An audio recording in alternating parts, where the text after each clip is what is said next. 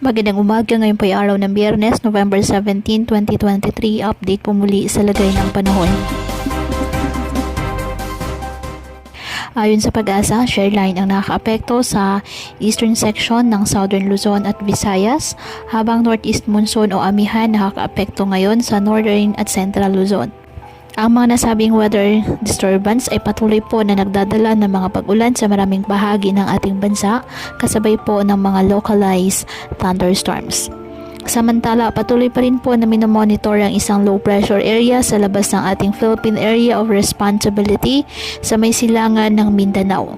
Ayon sa Pag-asa, sa loob po ng 24 oras mababa ang tsansang maging bagyo, ngunit hindi pa rin po natin inaalis ang posibilidad na lumakas muli ito at maging bagyo. At kapag nagkataon, ay papangalan na itong bagyong kabayan ng Pag-asa kapag nasa loob na po ng ating PAR.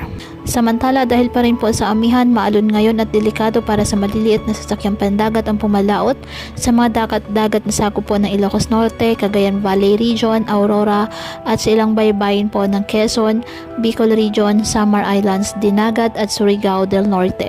Ngayong araw, ang Bicol Region, Eastern Visayas, Central Visayas, Northern Mindanao, Caraga, Oriental Mindoro, Quezon, Marinduque, Romblon, Davao del Norte, Davao de Oro at Davao Oriental.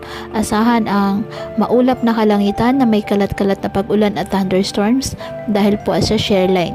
Ang Cagayan Valley, Apayao, Kalinga, Ifugao, Mountain Province at Aurora, asahan din po ang maulap na kalangitan na may mahihinang pag-ulan dahil pa rin po sa northeast monsoon.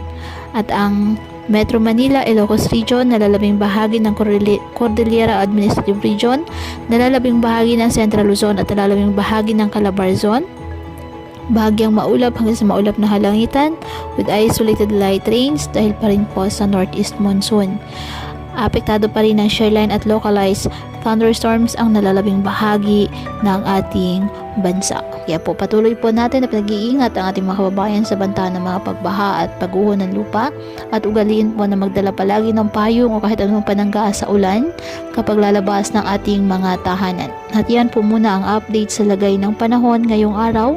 Muli patuloy po tayo na mag-ingat at palaging tandaan, God loves you. Stay safe and God bless.